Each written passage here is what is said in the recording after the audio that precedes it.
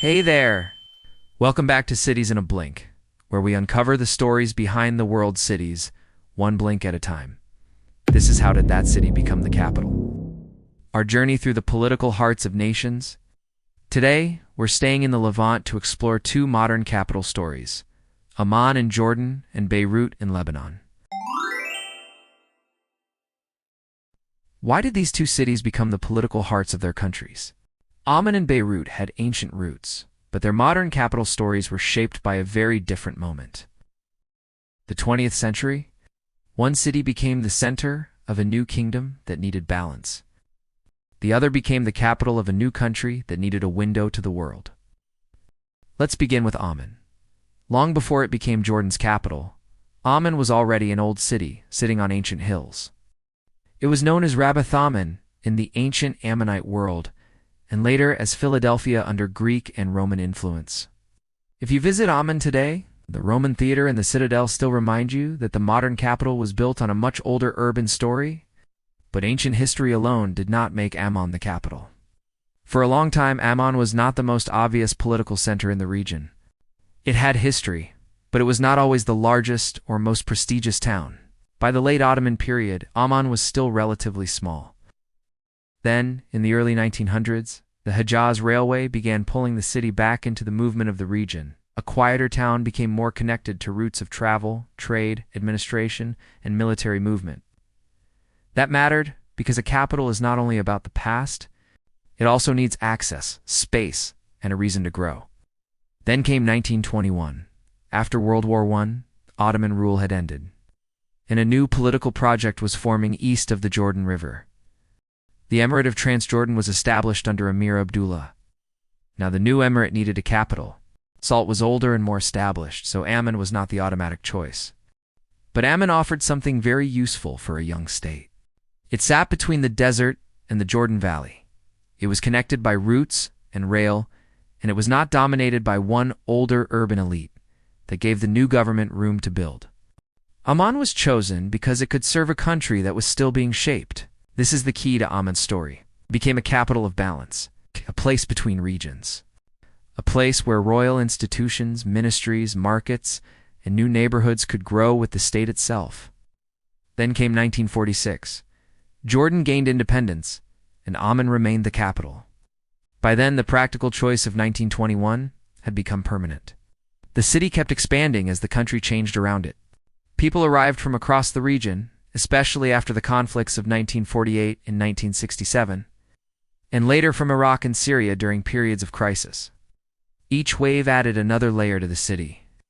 Amman became busier and more complex, not because it had been an ancient imperial capital, but because modern Jordan kept growing through it. Now let's move west, toward the Mediterranean. Beirut's story begins with the sea. Long before modern Lebanon existed, Beirut was already a coastal city with deep roots in the Phoenician world. Under Roman rule, it was known as Berytus, and over time its location kept giving it the same advantage. Beirut faced outward, toward ships, toward trade, toward the Mediterranean. This is what makes Beirut different from Amman.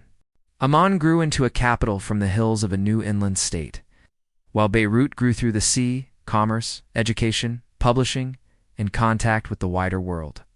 By the 19th century, Beirut was no longer just another coastal city. Its port, schools, printing presses, foreign consulates, and merchant networks were turning it into one of the Eastern Mediterranean's major meeting points.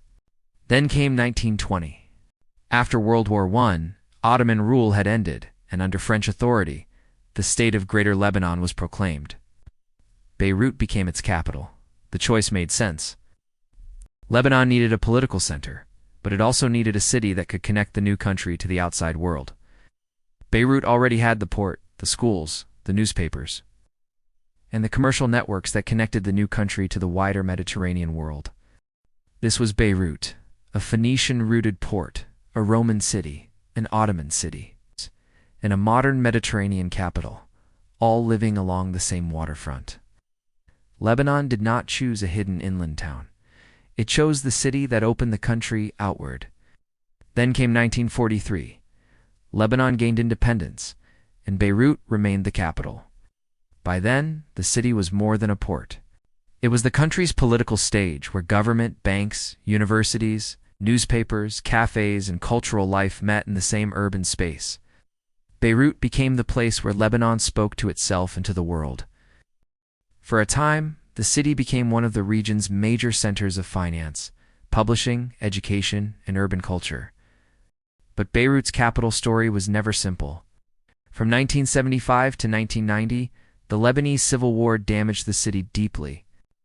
Neighborhoods were divided, buildings were destroyed, and public life was shaken. Still, Beirut remained the capital, not because Lebanon's story was easy, but because Beirut reflected that story so clearly. It was coastal, connected, multilingual, political, fragile, and still looking outward. That is why Amman and Beirut belong together in this episode. Both had ancient roots, but both became modern capitals through the political changes of the 20th century. Amman became a capital because a young kingdom needed balance, space, and a practical center. Beirut became a capital because a new country needed a Mediterranean gateway. One city grew through hills, roots, and state building. The other grew through the sea, trade, and connection. If you visit Amman today, look for the citadel, the Roman theater, and the old downtown streets. They show how an ancient city became the center of modern Jordan. If you visit Beirut, look toward the Corniche, the old districts, the universities, and the port city atmosphere. They show why Lebanon's capital has always faced the wider world. Damascus became a capital because history kept returning to it. Amman became one because a new state needed balance. Beirut became one because a new country needed a window to the world. If you enjoy discovering cities and the stories behind them, don't forget to subscribe and join us for more journeys around the world. Next up, we're heading to Jerusalem and Tel Aviv to explore one of the most complicated capital stories in the world. Thanks for watching Cities in a Blink, where stories of cities come alive, one blink at a time.